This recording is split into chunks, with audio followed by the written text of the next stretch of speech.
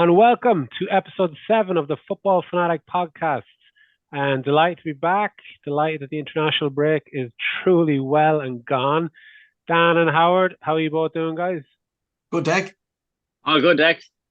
Howard, How are you keeping? I'm very good, thank you. You're reporting from sunny Spain today. You having a I nice am, time? yeah. I'm doing a bit of scouting for the podcast. So, thanks for funding that, Deck. You're very good. No Paying for the problem. flights and everything. No Uh, expenses spared. We will look after our people. I'm Me going to and go to Dan, Saudi. yeah, we'll send you to Saudi at Christmas or something. Dan and I woke up to lovely Irish weather this morning, so we're a tad jealous. Okay, we will get straight into it. First of all, sorry, just a reminder that the podcast will be available on YouTube to watch and on Spotify to listen. You can subscribe on YouTube and follow us on Spotify. We really appreciate all those that are doing so. And the podcast is also available. We have clips and kind of posts and reels on Instagram and Facebook as well. You'll find us at Football Fanatic Podcast and on Twitter as well. So we will get straight into it, man. The weekend review. So I was delighted of the Premier League back. And I'm going to start with the game from yesterday, Everton versus Arsenal. Yeah, from what I'm reading, kind of Arsenal, have they finally, after many years, have they finally found that steel within their midfield? They have been trying to replace Patrick Vieira and Manu Petit for a long, long time. yeah. Have they finally found that in Declan Rice, Howard? Because, I mean, yesterday's result, it wasn't beautiful football, which is what you're known for, but there was a bite to you. Yeah. There was a hunger about you that I haven't seen in a long time. What did you think? Yeah. No, well, look. First of all, like having football back, it was exciting. Saturday morning, and there was once the international break is over, there's an excitement to get back to it. As for the Arsenal game, they seem to. I think we're a lot like this is bad to say, but we're a bit more boring this year. The way we play in football, we're just keeping the ball, giving the opponents very little chances, but we're not taking that many risks, which can kind of come across as a bit kind of placid or that. But it's effective, and it kind of Yeah. reminds you a bit of the Pep Guardiola City kind of approach. It's just kind of strangle your opponent until they basically just tap out. So it. Look, the game yesterday needed a bit of quality. I think we were all kind of watching it, hoping for a good game, but it was a bit Yeah, disappointing in that it aspect. was. Like, I think all the football Yeah, yesterday was shit. yeah. Only one goal like between the two of them. But look, Yeah. there was a few interesting things. First, the thing was the Raya decision. Putting Raya in goal. It was an unusual thing. I don't know if you heard Arteta's comments afterwards about the Yeah.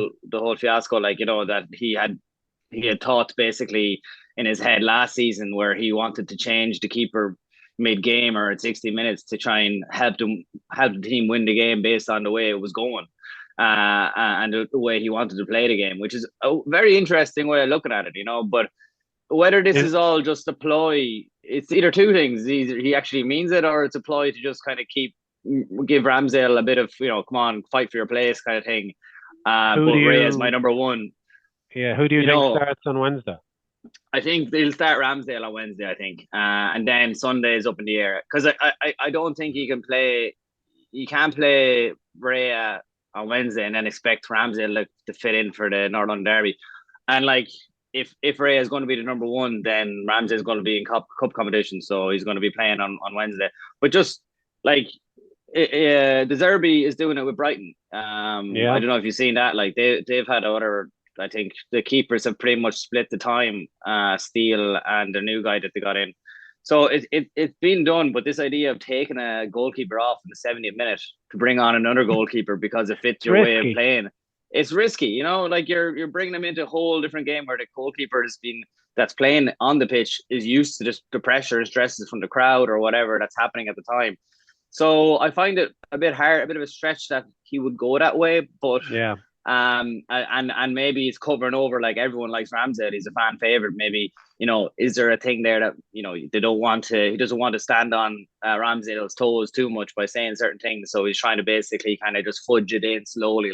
But one thing I'd say on it is, and Raya had feck all to do yesterday, but for some reason when the ball was at Raya's feet, I just felt way more relaxed than I Honest to did with God, Ramsdale. I And sensed the exact same thing. you know what I mean? It's like a kind of calming, I don't know. He just the way he moves, like Ramsdale is quite kind of erratic. He kind of stuttery or something like that. That he kind of doesn't really instill that much calmness into the defense. So that was one thing I was like, Jesus, this is like I have no problem Ray getting the ball. Like yeah. Anyway, but that was my take on that aspect. But look, there was loads of other things in the game. The offside was a strange one. It was a strange one, but I was kind of reading about Dermot Gallagher today saying that it was the correct call.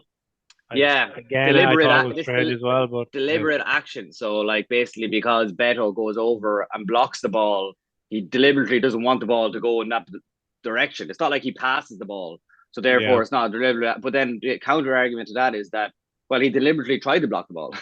So then that's an action that's deliberate. So is that I don't know. It's a funny one. Gabriel's passing sideways, and somehow it's an offside pass. It just seems a bit strange. It needed better explanation at the time, but I mean, we're not getting that. And Trossard, look, that finish, class. Like he's technically left foot, right foot. He scored a cracker for Belgium there during the week, during the international break as well. He's technically very sound. Like, you think maybe, he's coming from Brighton. Has he just had a few good seasons because he was the best player there or whatever? But he's actually a top player. Like, you know what I mean? So with Martinelli possibly being injured for a bit, he'll be important for Arsenal over the next few weeks. There was I was reading the paper today as well that yesterday's performance was a shoot back to George Graham days. Boring. You were boring. But you were strong. You were tough to kind of play against, and you got the job done. And maybe that's what's needed. Maybe you need that mixture of just a couple of things as well. Like Neville did point it out, like he was like, they're not playing that risky pass into midfield where, like, they're marked, give them the ball. But I think Arteta was just like, look, we're away in Goodison, we haven't won there in how many years, like 5 years or something, like, so just keep it steady, don't give them any chances, and that was the way to do it. But like there was also this talk, I don't know, Neville was talking about the time at the corners and stuff. Did you see this thing? Like he was like, no. They're taking so long taking the short corners, and I was like, and then like Sky Sports News put up a tweet saying like Arsenal 26 seconds for a corner, and a big clock, as in like we're trying to time waste when it's 0-0, and like the average time to take corner is like 30 seconds plus. So for some reason it's just I don't know, with the team, I don't know.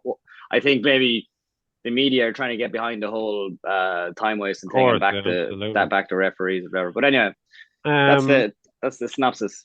No, very good. I was impressed. It was a different side to you, but it was good to see that he's not afraid to mix it up. And Declan Rice has definitely added something. We're going to need more than 5 games to kind of decide just what that is. But I think it looked good. It looked different, but it looked good. Dan, we're going to go to the other team now, Everton. Best friends. 5 games in, Everton look in a lot of trouble already. New owners are coming in and they have an uphill battle on their hands. What do you think their priority will be? Will they go big in January and invest, or do you see any hope for them this season? Yeah, I don't know about January and whether they invest, but they've referenced several times in this podcast, like who's going to score their goals, like, and it was so evident again yesterday. Fair enough, you're against a solid enough Arsenal side. I didn't feel Arsenal were great in the game, but maybe that was more due to Everton trying to spoil the game, maybe, than it was, Arsenal maybe not being able to get into their free flow. But there was no sort of fair enough, they ran around and they put in effort. Like they kind of a lot of strong fellas in the middle of the field, but they just couldn't get anything going at all. It was just lumping it up to the big Portuguese powers. It's lumping the ball up to that, or it brought me back to the Barnes and Wood days under Dyche at Burnley, where it was just kind of let's lob it up and try and work a ball off it. But anytime they even did try and get anything going at all, like Saliba again and Gabriel, like Howard had been talking about getting Gabriel back into the team, and they're just solid. When them two are playing together, and they were really good. You can see relationship. They know what they're at. White actually alongside him as well, I think, has got better at right back as well. The more he's played there, I've been impressed with him as well. But it's you just don't know where Everton's next their point or when their next goal is going to come from. They pulled in obviously Luton on later into the game, but whether they can spend in January, like who will they be able to attract in January as well? Like what they need, they definitely need a couple of attack-minded players. But again, it depends on what Dyche's philosophy is. Maybe he just decided, looked at it going, right, we've got rid of our attack-minded players for Iwobi being great. They were two of their probably most attacking players last season. They're gone. I think McNeil is a decent player. And I think he's decent enough. No, there's a couple other lads that they got in that they haven't got on the. They're not fit yet. Harrison, I think, was one that they got in, but yeah, there's no creativity. That midfield is a workman-like midfield. There's no creativity in that either, and they're always liable to give up a goal because they're just. It was well documented last season that they. So I think it was funny when Sky put up the stat and it was about this season. It was any of the attacking stats and they were 20th in every one of them. It just paints the picture that it's they're in serious trouble, you know. And fair enough, like that one against Arsenal it's a free hit. I know everyone was talking about the record and Arsenal, it's a bogey ground, but I think that was the worst Everton side that Arsenal have played in all of them times that they played. Yeah, but Dan, like it's the Dyche, you know, the way Dyche plays, like he's like, how are you going to create any chances if you have that midfield of what the Core, Idrissa Gueye, and who else? Another whole midfielder. Like, they're just all Onana, like they're all defensive midfielders. Like, where are you going to tread balls or play balls out to who? Like, you know what I mean? So it's like you could say like, oh, Dyche is trying to get wins or whatever, but like this is the kind of football he plays. Yeah, you know what you're getting with him. You know what you're getting with him. Yeah. So maybe we'll see how they get on. Yeah, maybe it may not be enough. He has survived relegation a couple of times, but maybe we'll see what happens. I see you put it well, Dex. Just you did put it well. You messaged to our group saying Everton will stay up if there's three worse teams than them to go down. I do think like Luton will be there, and again, there's Sheffield United and Burnley. We'll see how Burnley playing tonight against Notts Forest, but that's the only way I see them staying up is if there are three worse teams than them, and so far there hasn't been. You know, they have been down there as, you know, second worst after Luton. Yeah, I just wouldn't get too excited though about. I know Arsenal got the win yesterday. It was a professional job, but like I didn't think that they played very well in the game. Don't burst his bubble, Dan. Yeah, but I'd agree. You know, it wasn't one of their better performances, but again, that's a game that Arsenal maybe a couple of years ago would have lost, or they would have found a way to not win. So they got the job done. Yeah. Okay, so sticking with you, Dan, we're going to move to Wolves versus Liverpool. So again, reading the papers this morning, are you enjoying this new label of the comeback kings that Liverpool have been given? You're not enjoying it. You would rather boring Arsenal football 1-0 than your 3-1. I mean, first half, very poor. Second half, he just came alive. And it's a weird one with Klopp. I don't know why it happens, but explain it. What did you think, or what was your thoughts from the game? I thought you were kind of going more with the lines of kind of like, you know, our Liverpool in a title race, because I know you were messaging me there about how the Liverpool City rivalry is back, and for me, we're fucking miles away from any sort of a rivalry. Like, you know, in each of our games, just to be, I mean, I give you the negative first and the positive. The negative being, like, you had start of the season Chelsea, a brand new squad. We're seeing what they're at now, but in that first game of the season, we probably should have lost. They dominated us for large periods of it. Then we had the Newcastle, fair enough, the Bournemouth game, they got the job done there. Then the Newcastle game, I can't remember who it was Almiron? Someone could have squared it for 2-0 and it didn't take that chance. And then Nunes obviously turned on the style and got us the win. But Wolves again, on Saturday, you know, to go 2-0 up, missed an absolute sitter as well. So we brought our luck defensively in each of them games. Fair enough. The table, and again, that's what matters, is the points. But if you come up against better sides, they will punish that defensive line. If we were missing Van Dijk and Trent out of it yesterday, but you know, I know the young centre back at top played well for us. He did. Gomez for me is just, anytime I watch him play, he's just a bit of a liability. I don't trust him. Nor does Klopp, because he doesn't play him. You know, so so that's just the negative side. I wouldn't be getting too you know, like. We got West Ham next, who are in good form. Then we go to Brighton away and then Spurs away. So that will tell the tale. Give us them 3 games, and then let's look at it and be like, right, this is where we're at. But I would be nervous going into them 2 away games against Spurs and Brighton based on the way we're defending and the lack of a 6. And it was evident on Saturday of how much that's going to impact us in the bigger games. Like McAllister was an absolute disaster. I don't know what fucking beat he was on and what cocktails he was sipping in the international break, but he was atrocious in the first half and was rightfully hooked off. Again, it's not his position though. He's not a 6. You know, he doesn't have the legs.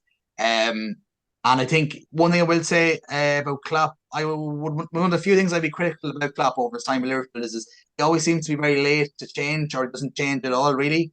Where I found this season, there's no messing around. Like the changes he made won us the game on Saturday.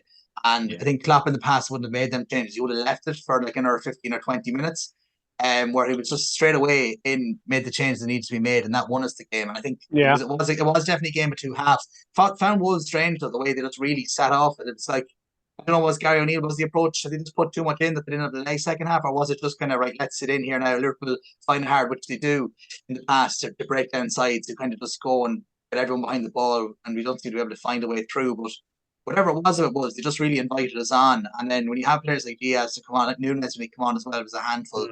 Diaz was excellent. And then when they moved Szoboszlai to a deeper role, he showed his range of passing. He's a player. He's a serious player. Yeah, so he has the attacking sense, but also he was able to ping passes in that second half. So look, it was a great victory, but I really wouldn't get in. You're not going to get carried away yet. No, not too excited based on what we've seen so far. But like the table, when you look at the other teams around us that we think will be in the Champions, looking at the Champions League spot struggling, maybe Chelsea and United, for example, it's a good place to be. And that team's journey, it's a new midfield. Like that team should get better, but the 6 is still an issue. He didn't play Endo, who was on the bench. He was there. He didn't play him. Yeah. He went for McAllister. Like there's nobody that I can see there. And I know it's hard to kind of assess Endo because he hasn't played too much, but he looks like McAllister in the sense of that, like, he's just doesn't look that fast. He's not meaty, as in he's weak. Like, McAllister was getting bullied in that first half on Saturday. You can get at him, like, and that would be my worry just in the games, because Szoboszlai is a workhorse, and he will but he is attack minded. He's not defensive minded. Either's Jones, by the way, who kind of didn't really have much of an impact, I didn't think, in a lot of the game, but I do actually like Curtis Jones. I think he's a decent player, but that's where the issue is going to be for me in regards. You want to win a league title anyway, you need solid defense, solid spine of your team. We still don't have a solid spine, so top 4, I think, though, is still where we're at. Yeah. All right, so you spoke about Chelsea there as well, so we're going to move on to them now. So Bournemouth 0, Chelsea 0. This is a disappointing result, in my opinion. The last 2 games, Notts Forest loss, Bournemouth draw. Howard, what did you make of this? Did you see the highlights of the Chelsea game? Yeah, I watched. Painfully watched it. It was a pretty poor game. But is it a surprise? We called it I think I predicted 1-1 last week, or like usually with Chelsea, you'd be like, oh, Bournemouth, away from home, you should beat them, like, you know what I mean. So I saw some weird stat there. Chelsea haven't beaten a team that were in the top half of the table since January 2022, which was Spurs. So think about that. That's like what, like, two or a year and a half ago, like more than a year and a half ago, and they haven't beaten a team. So like this is an ongoing problem for a long time. They have a lot of injuries. There's no doubt about it. They have a lot of injuries. Caicedo didn't get injured at all at Brighton. All of a sudden, he turns up at Chelsea and he's done some issue with his knee. He has the Dan curse. Yeah, exactly. And then you have Dan has a voodoo doll of Caicedo at home. He just punching him with needles. The £100 million dud. Yeah. Just on Chelsea, I was reading about them. Yesterday evening after the match, and I suppose there's a lot going on in the club that, like, the media isn't portraying as yet. They've gone over all the transfers over the last 2 summers, etc. But there's also a lot of price increases incoming into Chelsea as well. And with Abramovich gone, it's kind of reporting now that, like, he'd been writing off hundreds of thousands of debt and things were rosy, and it was his kind of toy to play with. Whereas now Bowley and co are running it in a very different manner, apart from the spending. But from the looks of it and from what I'm reading, that, like, the spending is going to slow down. Transfer activity is going to not come to a halt, but we're not going to see what we've seen over the last 2 summer windows. And basically they're going to be resting on their laurels of what they've brought in. We were saying about this before, about how high a risk it is. What they've done is kind of they've invested in youth and offered long-term contracts. And apart, they will add, but nowhere to the level of what we've seen over the last 2 summers. So we're in 14th now. I mean, after 5 games, if you're a Chelsea fan, are you worried? Or I think if I was a Chelsea fan, which I'm not, thankfully, but if I was a Chelsea fan, I'd be not just worried about this season. I'd be worried long term. Like, about everything. Like as you said there, their spending is going to slow down. It has to slow down. They have whatever 220 or 250 million debt every year to pay off for these long contracts. So that's just a figure that's in the bad debt, let's say, column of the accountants' books. So they can't keep spending this money. Yeah. So what's the flip side? The flip side is, okay, we have this team that we spent 1 billion on. Will this be a team that together will gel over the next 5-6 years and become title contenders and Champions League contenders? Like, for me, I look at that billion they spent, and I just don't see a team. They've overhauled the whole team. I don't see a team there that's going to have real quality. Like, their average age, okay, it's fair enough, is 20 something now, 21 or 22. But like, if they spent that money, do you think they have the best young players in the Premier League in the squad? No, they've backed themselves into a corner here, in my opinion, that like, this has to work or else. Yeah. You know what I mean? Dan, what do you think?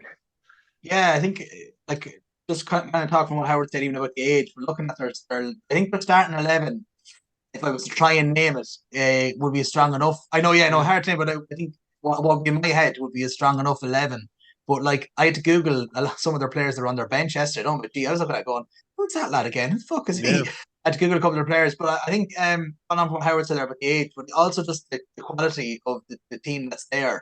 You know, like, even in 4 or 5 years, could you see that team? Again, it's hard to know, but when you look at it, could you see that team in 4 or 5 years challenging for a league title? When you look at, say, what City, like, look what City brought in. I know we'll get onto them. Like, you know, like, they bought Doku there, who looked a fucking player. He's only, what, 19, is he? He's only a young lad. 21. Right, 21. So, like, you look at the players that other clubs are bringing in, young players, and then look at maybe some of the ones that Chelsea are bringing in. Would you see them in 4 or 5 years challenging for a league title, which is the aim, I would presume. Like, you know, like, I think they probably just brought in too many, though. You know, like, looking at the amount that they brought in, would Poch been better off of having the side that he had? Fair enough, get a couple of them out and then buy in. Like, and again, has Poch actually bought any of them players? That's your question mark. We don't really know. Has he actually bought them, or they just you said there about toys deck? Like, is Bodie just got all of his toys? Even like, right, Poch, it's your time to play with them for a while. You know? Yeah. But like, what is the end aim there? Like, they were poor yesterday. They were crying out as well for striker, isn't it? Yeah, striker, absolutely. And I did mess in a joking way, but kind of half serious as well. In that midfield that was there yesterday, they were just missing the likes of a Mount, someone that can kind of link it up, like, it kind of, you know, that has a the creativeness. But I don't think Gallagher is an honest player. He's not a bad young player, but again, they tried to sell him during the summer. Now he's captain, wasn't he? Was the captain yesterday? Yesterday, like, you know, and he was nearly out the door. So, you know, there's definitely problems there, and he is going to come under it. Like, I know in one side he'll get extra time because the amount of players that have come in need time to gel, but also this Howard said, they spent so much money that comes with that pressure as well. So, like, and they have a tough game next against Villa, like a home against Villa, but that won't be an easy game for him. And I thought that Chilwell being left out was a really strange one for me as well. I thought in the opening 2 games he was one of their best players. And it didn't seem like there was an injury that came across, but he was left out. Think Pochettino came out and said, like, Mudrik's going to be playing that position, you know, going forward. Looks like Chilwell might swap out with Caldwell or whoever is in the left back position. But it's just, as you said, Dan, there's too much too soon. Like, you know, if you're buying a player, you're scouting them, you're thinking, okay, we need this because we need this position or whatever. Like, you know, we're looking, you know, they've just gone gung ho and bought a whole new squad. Like there's reasons why teams don't do this. Like, you know what I mean? This hasn't been done before, and there's reasons why, because like you basically you scout, like, let's say Declan Rice thing. Like Arsenal wanted them for a year beforehand. Like, you know what I mean? There was rumors swirling for that. Like, you don't just go in and just buy. Like, you're basically. Are we saying that this team, like this Chelsea team now, is better than the Chelsea team before they spent the 1 billion? No. Yeah, the Chelsea team that won, like, in recent times, won a Champions League. That wasn't that long ago. Yeah, exactly. 2019. No, maybe it will be. Maybe it will be better, but like, it's a big risk. It's very risky, and as I said, Howard, it hasn't been done before, so we shall see. Sticking with a London team, Spurs 2, Sheffield United 1. So Spurs almost did a Spurs basically at the weekend, but they came back, and I don't think that type of Spurs kind of performance would have been there in the last 2 years. But Richarlison had a huge impact, Dan, and assisted and scored. So, I mean, what do you call it? Is this something that you think we can now call the new Spurs? Does he is he creating a new type of way, like they won't stop fighting, they're going to keep on going, or is this a flash in the pan? Will it eventually burn out? What do you think, Dan? I'd like to see the Sunday game now, upcoming one. Against Arsenal, okay. Yeah, and then they play us in a couple of weeks as well. Again, I think no more than ourselves, get a few of the big teams or the teams in form and see where they go from there. Like, like games that they've won so far. Again, the one yesterday or on Saturday, it looked like that they were not going to. And I was talking to Spurs fan today. I didn't see that game. I was watching the City game, but said that Spurs were all over them and had a heap of chances and should have been ahead. And in the end, they got the stroke. I thought the winner though, like what was Sheffield United at for the winning goal? It was really like sloppy, and it was they were trying to kind of play out from the back and then lost the ball, and then were like really open. But look, I think I mentioned a couple of weeks ago on that as well. It's been a great start for Spurs, and we've got the Ange ball that Kieran had referenced, and we all need to take note. And we are taking note, but other teams are going to take note on how to play against that. And like, as well as they've started, I don't see them going to the Emirates at the weekend and getting anything. But they're definitely, I think, in everybody's minds, have started well, considering they sold Kane and have a good few young players there. They have a couple of lads there that look good. That they brought in that as well. So, but I'm still not getting just too excited. Like, we're five games in, and they've just scraped it against a relegation team that might probably going to go down. Howard, what do you think? Yeah, look, similar. Like they're playing an exciting brand of football, but it's kind of like what we mentioned earlier on with the boring Arsenal thing. Like, you play an exciting brand of football, but you're probably it's good to watch, but there's chances you can give away then. Like, let's say for Sheffield United and that, but like it's chaotic, it's crazy. That's the way he wants it. That's the way I think. The Ange ball is supposed to go, like, so it's exciting. I think Kulusevski is, like, I always rated him as a player, like, especially since he came to the Premier League, and I think he went off the boil a bit with Conte. So I'd be interested to see if they get a tune out of him again, because he's a quality player if he's on form. So yeah, next week will be interesting. Next weekend will tell a lot. Sorry, go ahead then. No, I was going to say, like, the results are United, who we'll get on to them as well. Bournemouth, Burnley, and Sheffield United, like, they're 4 wins, and it's not like I'm not saying that any game is an easy game in the Premier League, but the next two are Arsenal and Liverpool. So let's look at them in 2 weeks' time. I know we might get a Spurs fan, I think, come into us in October as well to share his thoughts. So we'll see what way they're looking maybe after them 2 big games. But look, they don't have any Europe, so that's a massive one. And you think that should help Chelsea as well, but I think Spurs have a more settled side. So you'd imagine like Arsenal play, is it PSV? No, PSV Wednesday during the week. So like that's Wednesday. Like, Spurs have a full week to prepare for it.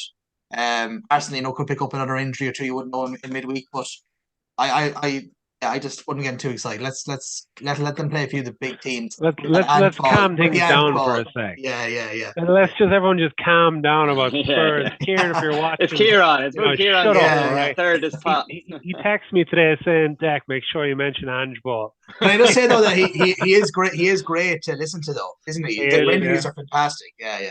I just get the feeling though that there's a slight culture change at Spurs. I don't think they would have won that game at the weekend last season or previous season. Maybe, yeah. But anyways, okay, we were going to quickly go over West Ham and City, then we're going to move on to United and Brighton, because I know you have plenty of talking points on that one. So West Ham and City, but just first off, I was very impressed with West Ham. I think they're going to have a very good season. I think they've bought well. I thought their goal was excellent. I don't know if you've seen it.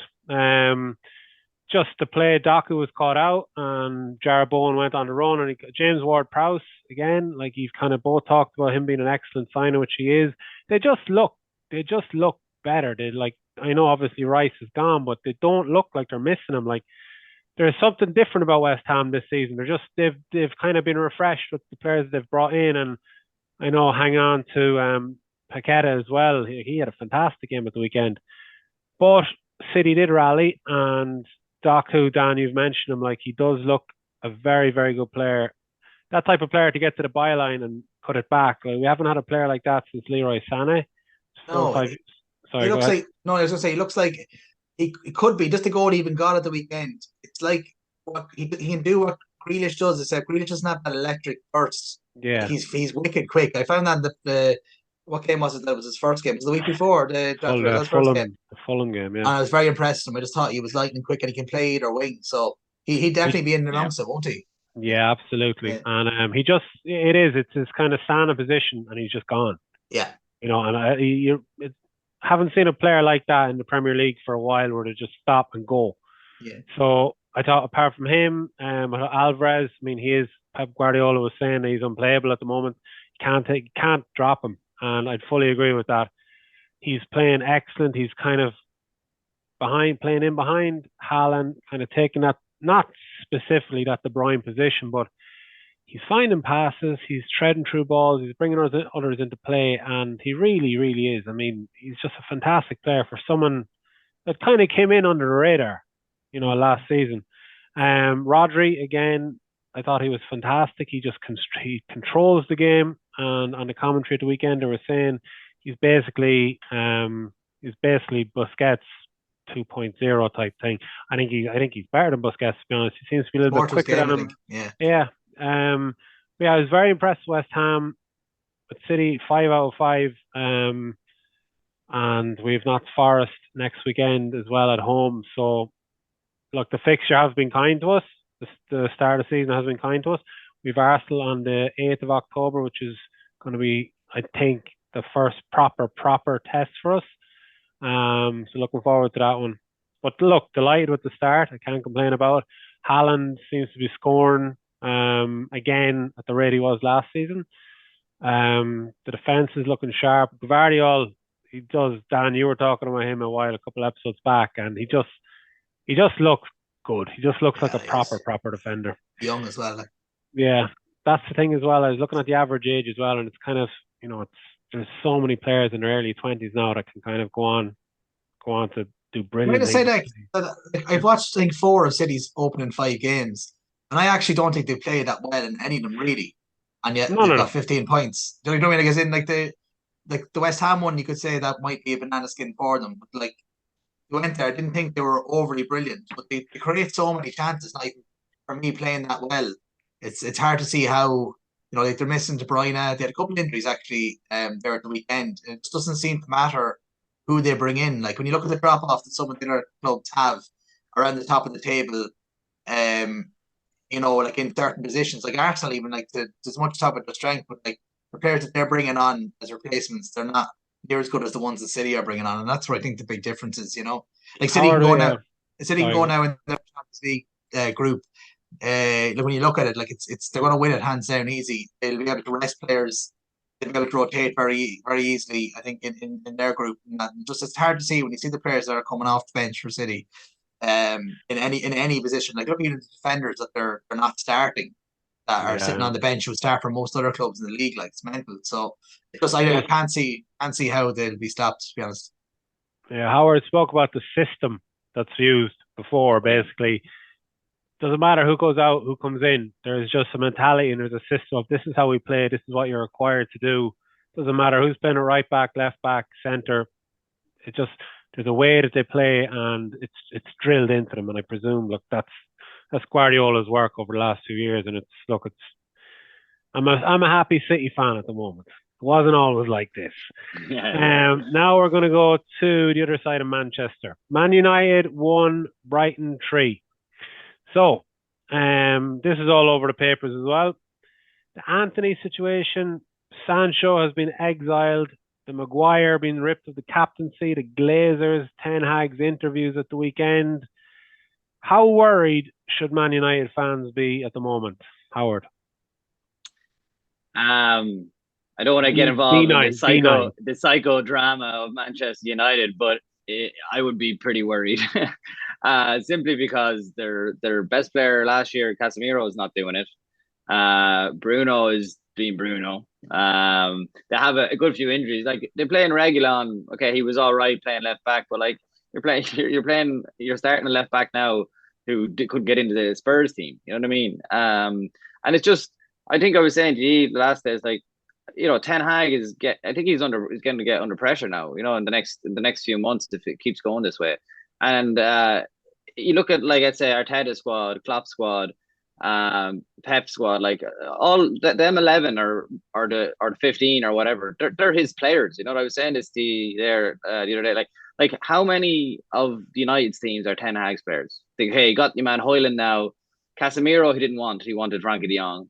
And you got Lisandro Martinez, who's playing centre back, who's probably had a poor start to the season himself by his own standards. The goalie as and well. And Onana. That's kind of, and Anthony, who's not playing anymore. So that starting 11, and the way I look at it is that like Casemiro seems to just gone completely off the boil. You know what I mean? Like to the point that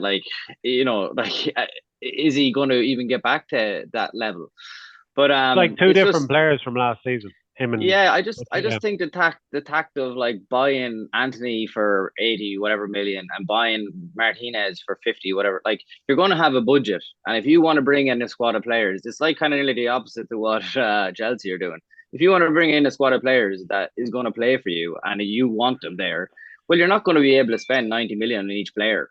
Do you know what I mean? It's just you can't do it because you don't have you can't reach FFP regulations if you go that route, So, like, either he builds it up slowly and slowly and slowly, but like this is where they are now. I think they got taught a lesson on Saturday by Brighton. Brighton like murdered them, like took them off the, like, on a footballing aspect, completely controlled the game. And like we called it last week, we were like, Brighton against the big teams, they have no fear. And that Brighton team cost 16 million, 16.2 million overall. So it is. It's worrying from a United's point of fan point of view. They've had a lot of injuries, and they have the whole crack that's going on with Sancho and Anthony now, which is a massive blow to them because that's their whole right wing gone. So I don't know what like. Yeah, I don't want to be getting like. I remember Brentford did a number on them start last season, and everyone was kind of like, "Oh, they started so poorly," but this season they've kind of even gone back again. You know what I mean? So whether they can up it to another level again and go at it, but there seems to be a good bit of way. Look, Højlund is a bit of a bright spark, so maybe they might start turning things around. Was he decent, Jed? You seen it? You watched the game, didn't you? He showed promise. He did. I mean, he was getting into positions. He does look a player, absolutely. His goal was rightfully called off, or not offside, but the ball had gone out the line. But I mean, there's an awareness about him in the box, absolutely. But there is a massive amount of pressure on him for a 20-year-old, like, to come in. He has to basically start straight away. There's no bedding in period. Crazy, yeah. So I suppose, Dan, just on another topic completely, on Brighton side, how long will Brighton be able to hang on to De Zerbi, do you think? Yeah, no, it's an interesting one. When you look at what Potter was doing with them, and once they started to pick up results and started to get noticed, he wasn't too long before he was on his bike. So imagine it could be a similar outcome here for De Zerbi. I would say there could be every possibility that come the summer that there could be another club in from, depending on who gets the shop, I suppose, in the Prem. But you'd imagine he'd be the next one nearly in line, wouldn't he? And Chelsea will be in, won't they? They love Brighton. Or Pochettino, you'll be gone, and in De Zerbi.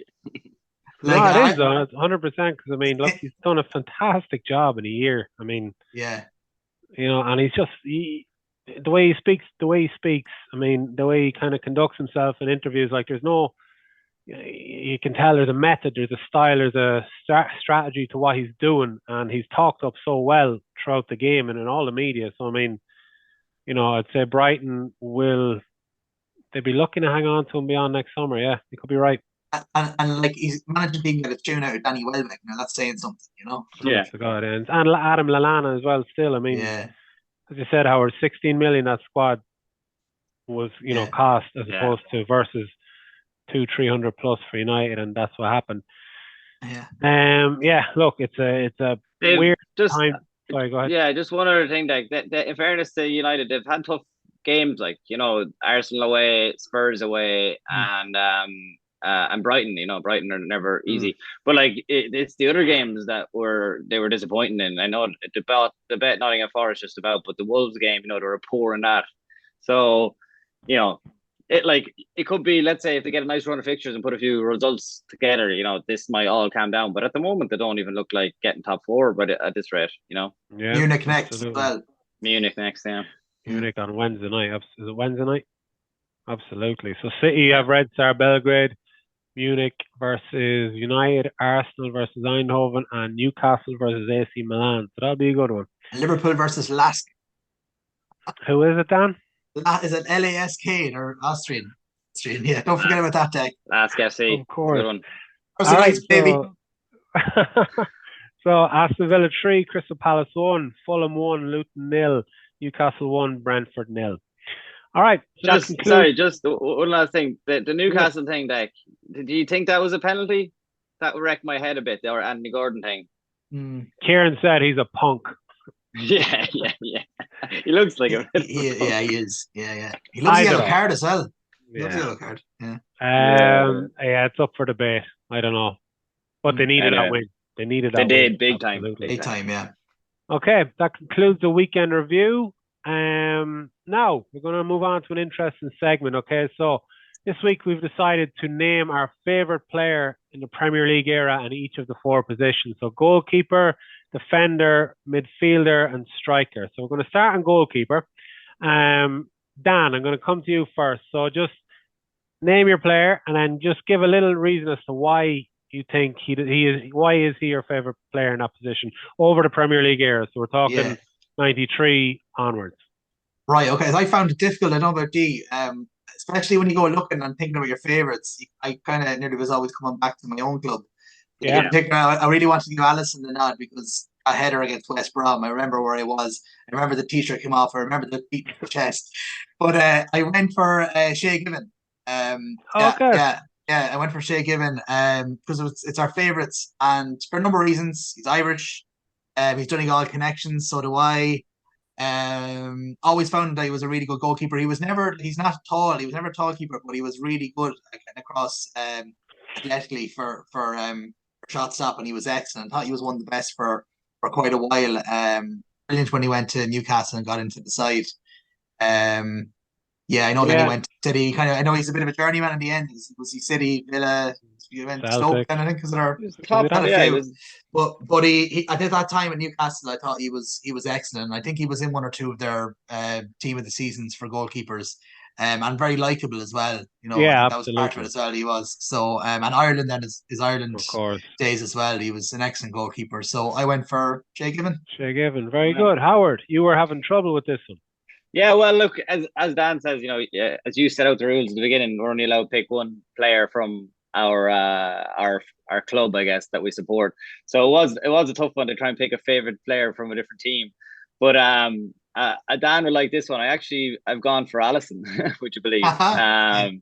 Simply because I think he's been the best keeper since I've started watching Premier League. I think he has everything. You know what I mean? For playing out or back, shot stopping, scoring headers last minute in the opposition box. So he's had it all. I think when he came in for Roma at that time, he made they had Van Dijk and then they got Alisson, and it just brought them to that level of right, we're going to go and win the Premier League and we're going to go win the Champions League. So to have that, and he just has this knack, doesn't he, of just like getting his hand, he's just hands look just like massive. He kind of reminds me of Neuer a bit, but way better on the ball. You know what I mean? It's like a hybrid of Neuer and Ederson or whoever. So. I've gone for him. I think even the save, what is it, 2 weeks ago or 3 weeks ago that he made this outrageous save. I can't remember who it was against. You remember, Dan? It was. It was against Bournemouth. No. It could have been. No. It was basically it was like a David Seaman basically save on the line, and he pushed it back. Oh yeah. But anyway, look, he's a great chiseled cheeks, handsome man who's well able to keep the ball out of the net, and for that reason, I put him down as my favorite goalkeeper from the Premier League era. So, all right, cool. I have gone for someone completely different than both of you. I have gone for the great Neville Southall. Okay, and I mean, I remember just for a number of reasons that like he could. I was watching highlights of him over the weekend, and especially the '95 Cup final against United, where Everton won 1-0.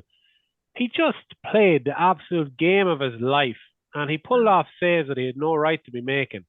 And he was with Everton for so long. He's been voted up there alongside Duncan Ferguson as the club's greatest player, etc. And I just thought, like, he's just someone. When I was growing up as a child, like I have no affiliation to Everton whatsoever. But I remember watching the games on Match of the Day and stuff, and you'd see this.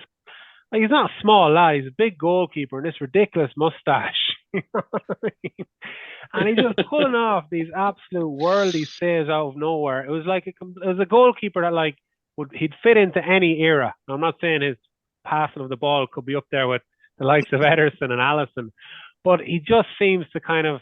Peter Reid, I think, made a comment on him that like he was one of the best ever on his day. He was one of the best ever. And I just as well wanted to mention, like, when he left Everton, he spent a season at Bradford, like he was third or fourth choice. He was basically a coach, I'd say. But because of an injury crisis, he was called in. So he was around 40, 41. And he wasn't the kind of, he wasn't the small built man he was anymore. Like he'd put on a good bit of he was going to make timber, as they call it. You know, he put on a good bit of weight. And I remember watching him playing for Bradford, and it was ridiculous. Like, he shouldn't have been playing realistically, but he was still able to pull off absolute worldly saves. And for me, anyways, my favorite player, goalkeeper in the Premier League era was Big Neville Southall. Big Nev. All right, so we'll move on to defenders. Dan, who have you gone with? Well, mine is a bit controversial now because I didn't realize we're only supposed to pick one player from our club. That's all right. Don't worry about it. But his time at Liverpool, probably there wasn't a whole lot to talk about. I actually went for Kolo Toure. Oh, yeah, hero. Nice one. He's a hero. Cult hero. Yeah, cult hero. When he was in that Arsenal Invincible side, he was always kind of struck me as well that he was a bit mad. I don't know. Him and his brother are mad as a brush. Yeah, but he was there. I just remember how athletic he was. He was, I think he could play right back, centre back. He got in alongside with Campbell. I think Howard. He was alongside. He was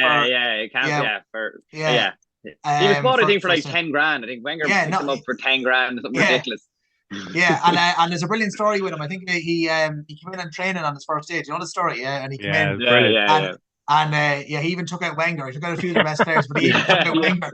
And then the next day he was signed, like, you know. So, I just went for Kolo Toure. When I started looking at this, there was a lot of centre halves that I really didn't like. I started looking at, especially a lot of the, I suppose, more famous lads like Ferdinand or Terry, or, you know, whatever. There's some excellent centre halves out there, but really don't like them. Yeah. Nah. How did he do for Liverpool, like, overall? Yeah, see, he came in at a weird time. He came in at a time where he came in under Rodgers' time. Was it the league or the year that we went close to the league? He was kind of in and around. Yeah. He did play a certain amount of games, but like, I suppose he would have been, was he 33 or he was at the latter stages, because he went from Arsenal to City, and I think he won a league title with City, I think, as well, when he was there. Yeah, he did, yeah. And that as well. But I just always thought he was a good player, and then even like the fact that he was in and around Liverpool wanted to stay on as a coach. Yeah. Which kind of says a lot about him as well. Like, you know, that he kind of wanted him to stay on, and he went then, I think, to Celtic. He went somewhere for a year. It was up to Brendan. I think he followed Brendan up to Celtic. Brendan Rodgers. I think you're Celtic. Yeah, I think you're right. Yeah. And then followed Brendan to Leicester to be a coach as part of the Rodgers there. But I just thought in his earlier days in particular, he was a very good centre half, and he was something likeable about him. He was a kind of he definitely has a cult hero thing about him. Yeah, that's my one there. Anyway. You think he'd be like, he might be erratic, like, you know, the way he plays. You think he might be like, the worst place you're going to play him is centre back, like, but he actually was solid. He was very good. He was very solid. Good. Yeah. All right, Howard, go ahead. I've actually picked Big John O'Shea as my favorite defender. I think just because, like, for the talent that he had, and, you know, what he was about, maybe a centre back turned into a left back, and he could play right back at times. You know, he was, like, I'd say, like, he's won 5 Premier Leagues, joined United in '99, played over 250 games for him. Like he was like he's play like anywhere. Yeah. Didn't he nutmeg Pirlo, didn't he? Figo. Yeah. Figo, was it? Figo, sorry. Figo. He dinked the ball in the Arsenal game and he ran the whole pitch and like dinked it over Lehman or whoever it was at the time. But like for an Irish player who probably, you know, didn't have the Roy Keane talent or whatever, but he was still like he was the go-to guy for Ferguson during them years. And like he's like I think the third most decorated Irish player of all time. So you got to give a purse to him. Like with all the players that are around him, your full backs like Patrice Evra and all that. He always held Wes Brown. He held his own and was like basically starting most of the games when United were at the prime. So you know, perks to him, and like it's good to have an Irish player that was able to hit them levels at a club level. They could do with him now. They could do with him now. They could bring him back. Yeah. Him and Johnny Evans. Bring him back. Johnny Evans again, yeah.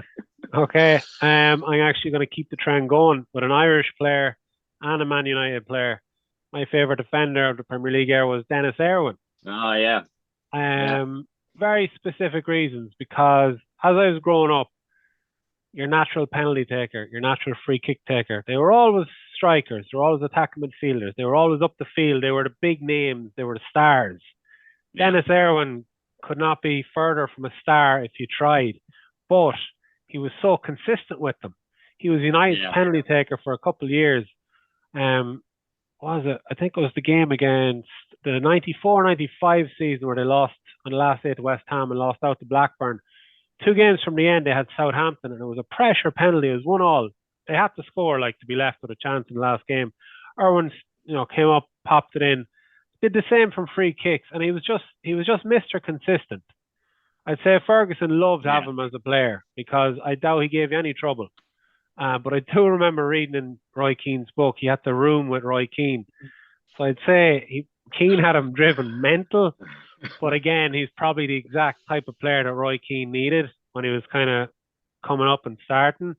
But yeah, just again for Ireland as well, he was a proper professional. You never heard any bad stories about him.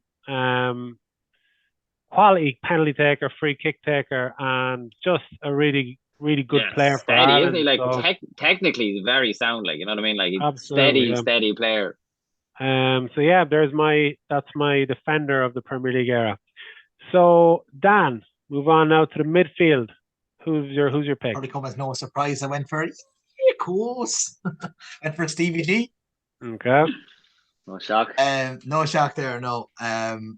Sure. Look, he was just excellent. In nearly every department, leader, pass the ball from anywhere on the pitch, could score, screamer, great finisher. I think in my time watching the Premier League, he was the one for me. Now David Silva was one that I was dangling with as well, though, because I really enjoyed watching him. But just some of the best moments of my life were like Gerrard, like that FA Cup final, in particular. The slip as well. That was a great one. Yeah, that was a great one, Howard. Yeah. That was a fantastic slip. Yeah. The way he did it, just so elegant. Yeah. But what have you made of his kind of venture into management so far? I think what he did at Rangers, he did break that cycle of the Celtic wins. Granted, it's always going to be a 2-horse race, but I thought that was a good thing to have on a CV. I think that was a good starting point for him. But the Villa thing didn't work out at all. Like, he was rightfully let go. And now you see what Emery's after doing. Even last season when he came in with much of the same squad that Gerrard had, that was a slip. And he's now obviously decided to just go and take a few bob over in Saudi. So kind of disappointed that he didn't get another club. Yeah. But I would imagine, because I remember there was a bit of talk about him going back to Rangers. That was a bit of a rumor going around at the time. When was it Brent Broncourt, I think, left? Is it, or he was gone? And but I don't know where would he have gone, Gerrard? Was there somebody else that he was linked with? It could have been a Forest job when what do you call him? Cooper, wasn't it? Was under pressure there. But it's not been a great start now when you look up the Villa one kind of. He's not really like. He's a great leader, like, he's a bit like Roy Keane in that aspect. I don't know tactically how strong he'd be in the managerial position, but like from my memories of Gerrard, like, and I wasn't even a Liverpool fan, like he just had this aura, didn't he? That just like he would come up and score these goals and like drag the team from point A to point B. Like it was kind of he was special. Like he just had this special kind of and you have to remember Howard as well. He was playing in a lot of shit sides. Like he played in a lot of poor Liverpool midfields where he carried the team. I just thought the Champions League final, like versus AC Milan, 3-0 down. If you've ever seen a man just drag a team through fucking hell and get them back into a game, literally, he started the comeback. He ended up lifting the trophy. I mean, I remember that game. It was absolutely brilliant. He was immense. Yeah, fantastic. The Olympiacos goal, isn't it? I think that was that kept us in it. Yeah, we needed a score. We were out. Yeah, we were out. Otherwise, strike. I think about like in that time as well, like Neil Mellor and Cinema upon goal were leading the line, and then you have Gerrard cutting across the ball and Andy Gray's commentary. He was exceptional, and I think even if you're not a Liverpool fan, you have to appreciate him. Appreciate how good he was. And I buried many a football into a ditch, or lost many a football trying to recreate some of his moments on the football field myself through the years. Very good. Yeah, but yeah, he's I think he's the one for me anyway. Yeah. Howard, what about yourself, midfielder? I've gone for a player that I just love. I used to love watching him play, even though I despise the club, and you'd be surprised to hear me say this, but I've gone for Eden Hazard. I know he's maybe a striker / midfielder, but I think maybe in the FPL, in the fantasy football league, he'd be down as midfielder. So I've gone from there. Just made players look stupid. Really, he just turned them inside out. I remember watching clips of him play for Lille before he joined Chelsea, and I remember thinking Arsenal might be interested as well. I was watching, and I was just doing these ridiculous things. And you know the way you say, YouTube or whatever, the clips can be just to get all the best bits and all that. Just when he turned into Chelsea, then he was just doing it every game. Like he was just insane. Like to like just his speed and technical control with the ball was just out of this world, I thought. And he's won pretty much. He's won the Champions League now with Real Madrid. He's had obviously a poor time at Real Madrid, but is he retired now? He's a free agent as we speak. So he's free agent as we speak. Yeah, so he's released. I think he's played a few games for Madrid preseason. I think he dropped off quickly though, didn't he? Dropped off very quickly. I'm not sure was that injuries or was his lifestyle or what.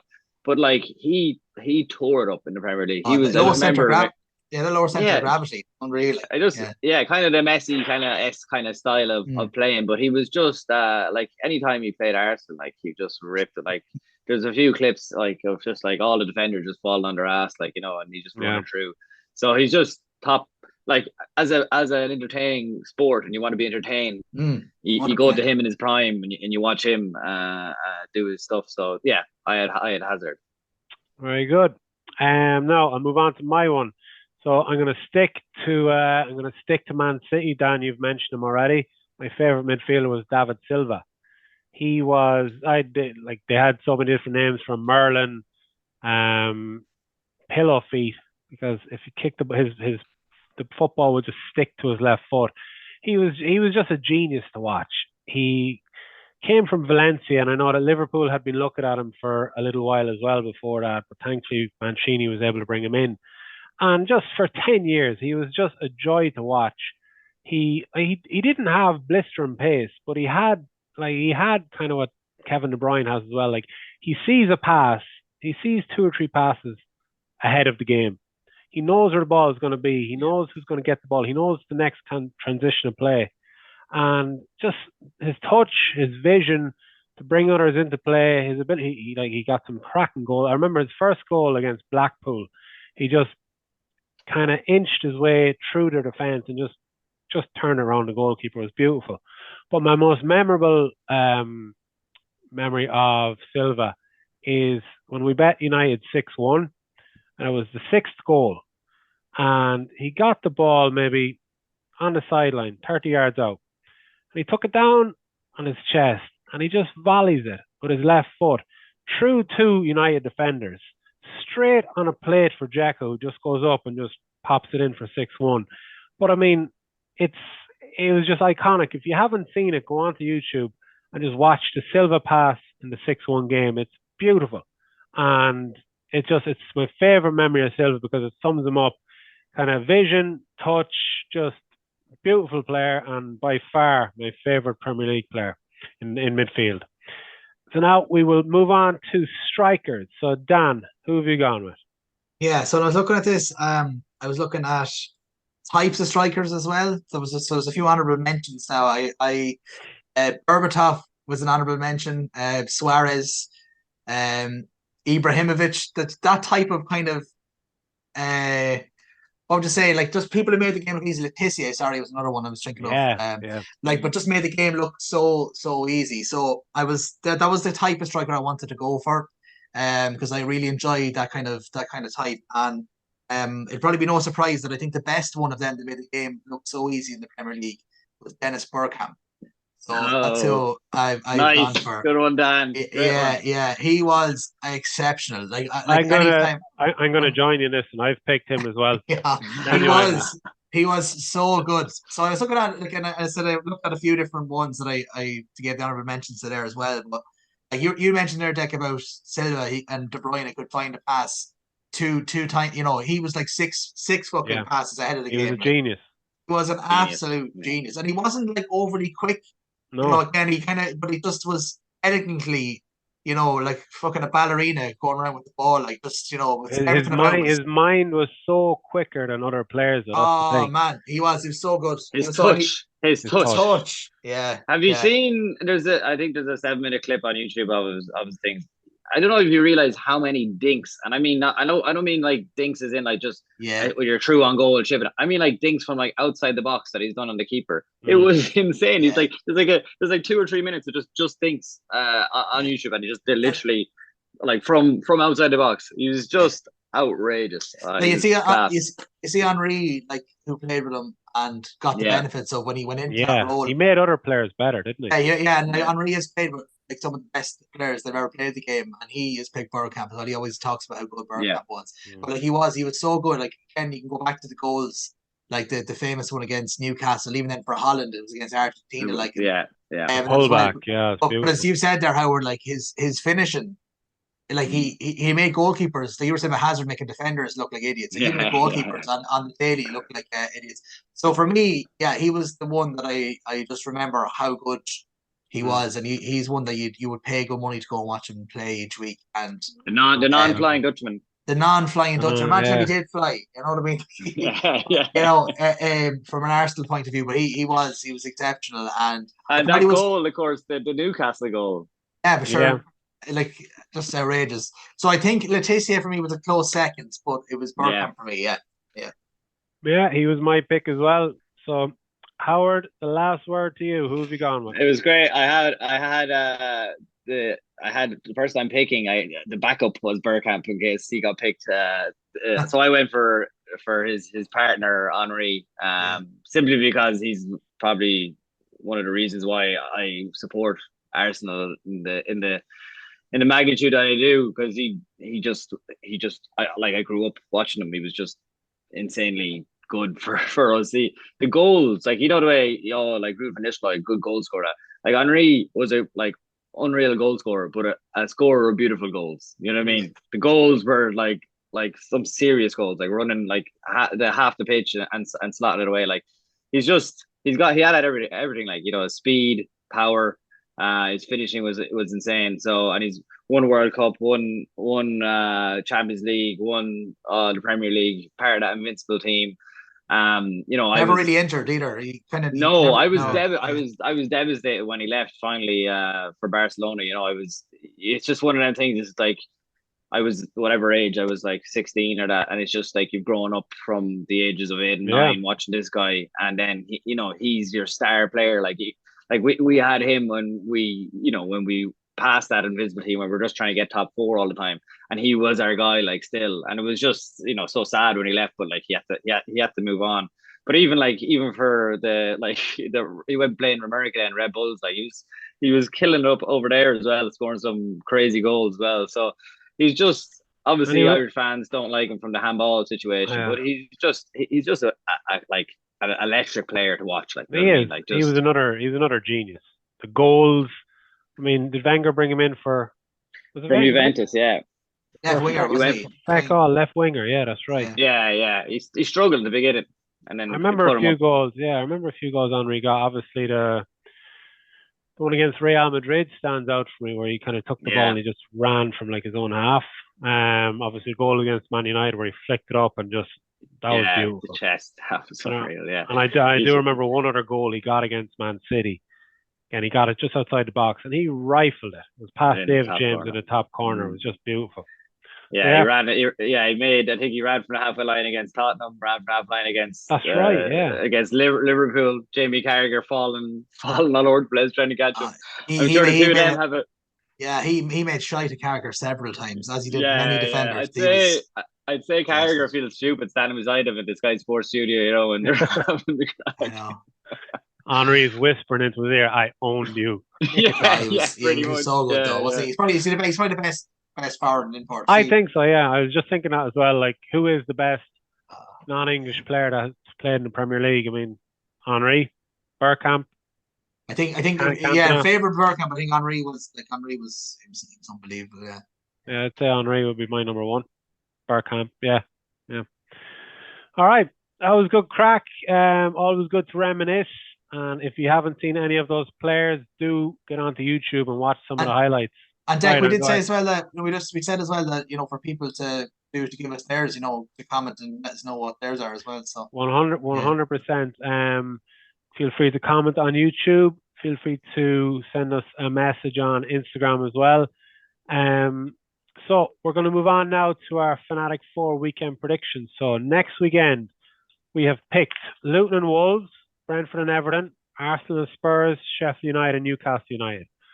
So Dan, we'll start with you for Luton and Wolves. Will they finally get off the?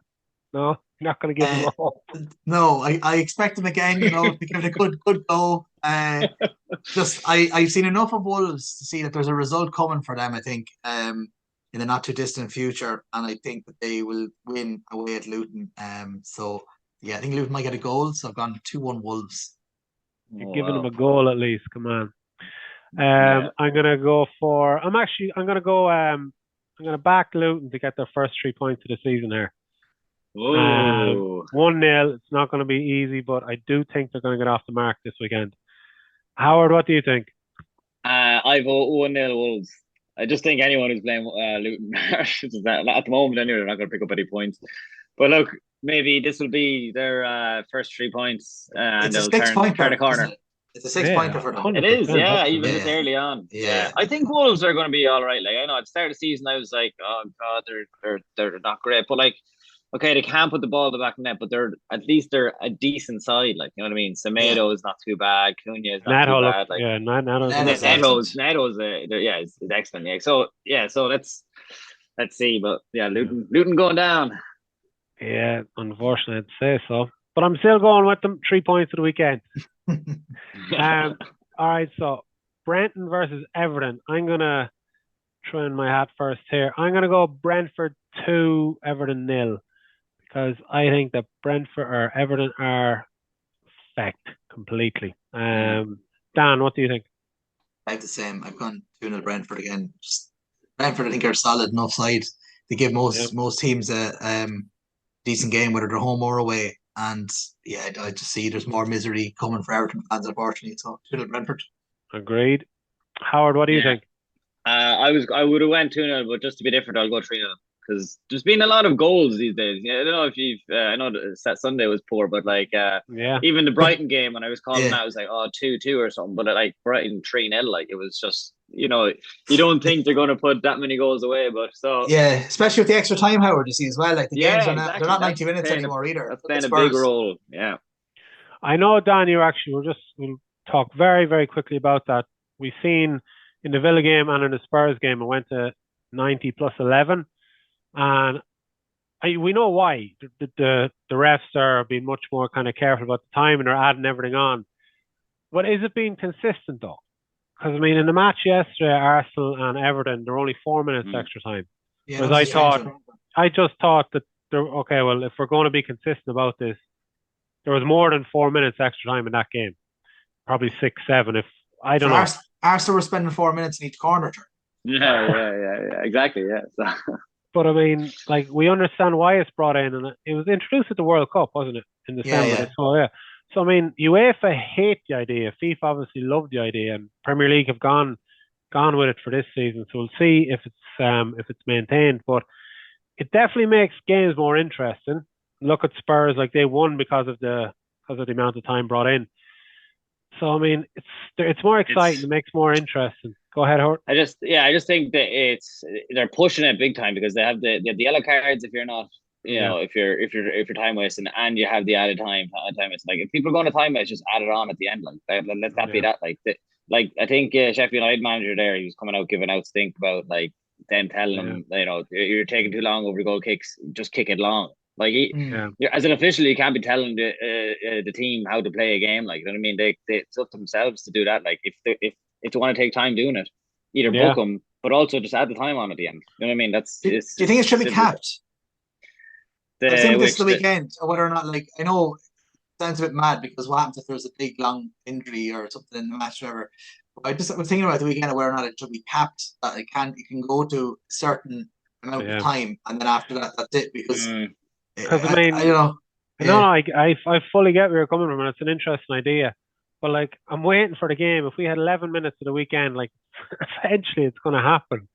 We're going to have like 20 minutes extra time for whatever reason, whether it's stoppages, injuries, whatever. Like, it's going to get up to 110 minutes on the clock or something like that. But have you noticed though as well that in the added on time, then obviously a team is in front, so they are going to try and slow everything down. But like 8 minutes are added on, and there's been like 11 or 12 like in some of the end as well. So it's kind of nearly not even accurate when they're given. Yeah, it needs to be. I think it's a good idea because you can't argue against it. Like, if all time has been accounted for, but it needs to be consistent. It needs to be across the board. This is the problem all the time with officiate. Just be consistent. Like, that's it. Like, that's all we're looking for. All right, we'll do the Arsenal Spurs game last. So Sheffield United and Newcastle United. Howard. I have Newcastle 2-0. 2-0. I think they might be back on the road. Newcastle. Yeah. Sorry, go on, Dan. Yeah. All right, Dan, go ahead. I've gone for 1-1. Yeah, I just think that the European going away to Milan, and Sheffield United just might make it difficult for Newcastle. Kind of like the Brentford game, I think could be a bit like that, and I just think that there's a possibility that Newcastle mightn't necessarily come away with 3 points. They rested a lot of players, didn't they, Newcastle, at the weekend? They did, yeah. We'll talk about that at the end there. I had Isaac in my fantasy football. It didn't go according to plan. But they did rest a few. But they can't afford to rest too many though. No. Again, I don't think they don't have the depth. Like, no. I've gone for a draw as well, 0-0 with that one. So moving on finally to Arsenal versus Spurs. Howard, we'll leave you to last. I will Arsenal versus Spurs. I'm going to go with a Spurs win just to piss you off, Howard. I'm going to go for I think it's going to be a cagey game, and I think Spurs are going to win it 2-1 with a late. You actually think that? I do. Okay. Honest to God, it's not just sticking your neck out. You actually think? I think that Spurs are going to beat 2-1. That's not under. Yeah, Dan, what do you think? What have I got? Sorry, I have gone 3-1 Arsenal. Yeah, I can't see anything other than an Arsenal win because I think Spurs will play that open, expansive style, which I don't think many Spurs teams have gone to the Emirates and played. And I just have a feeling that unless you're City, most of the teams will go there if you play that style. I think that the Arsenal attacking players like your Odegaards and stuff like that, they're just well equipped for that, and defensively they're solid, as I mentioned earlier on. So I can't see anything other than an Arsenal win. But I think Spurs might get one, all right. But I think there's no Kane there now. I know he had a cracking record, didn't he, against the Gunners? Yeah. But yeah, I don't see anything other than an Arsenal win. I'd be very surprised if Arsenal don't have enough to beat Spurs, to be honest. All right, we'll choose a seat. And Howard, what do you think? Yeah, I've actually the same as Dan, 3-1.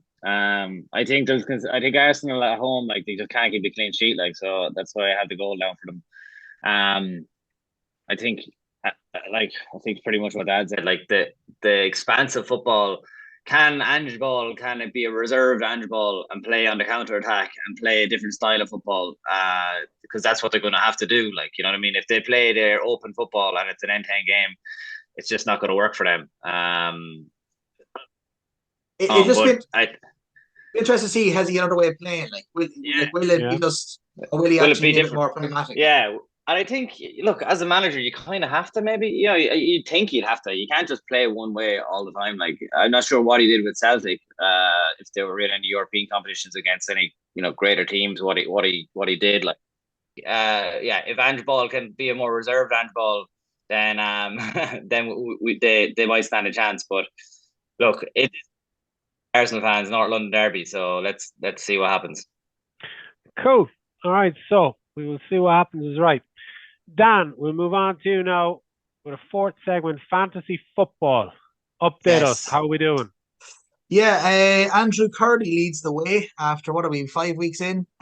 He is top of our leaderboard. He had a decent enough week there. No one had a really outstanding week because it was kind of one of them where I think a lot of people had double up on Haaland and Alvarez, and they had a good week. And then anyone else who didn't have that combination, a lot of people had Spurs players as captain or had loaded up on Spurs players, so they were left disappointed.